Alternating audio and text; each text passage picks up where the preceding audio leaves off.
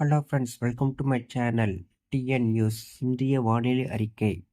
நீலகிரி மற்றும் கோவை மாவட்டத்தில் மலைப்பகுதிகளில் இன்று முதல் 3 நாட்களுக்கு மிக கனமழை பெய்யக்கூடும் எனவும், இன்று 9 மாவட்டங்களில் கனமழை பெய்ய வாய்ப்புள்ளதாக வானிலை ஆய்வு மையம் தெரிவித்துள்ளது. தமிழகத்தில் அடுத்த 7 நாட்களுக்கு பரவலாக மிதமான மழை பெய்யக்கூடும் என்றும், குறிப்பாக மேற்கு தொடர்ச்சி மலை மாவட்டங்கள் மற்றும் டெல்டா மாவட்டங்களில் கனமழைக்கு வாய்ப்புள்ளதாகவும் சென்னை வானிலை ஆய்வு மையம் தெரிவித்துள்ளது. தென்மேற்கு பருவமழை டெல்டா மாவட்டங்களில் மிக தீவிரமாகவும், மேற்கு தொடர்ச்சி மலைப்பகுதியில் தீவிரமாகவும் பெய்து வருகிறது. இது தொடர்பாக சென்னை வானிலை ஆய்வு மையம் வெளியிட்டுள்ள அறிக்கையில் தெரிவித்துள்ளதாக சென்னை வானிலை ஆய்வு மையம் தெரிவித்துள்ளது.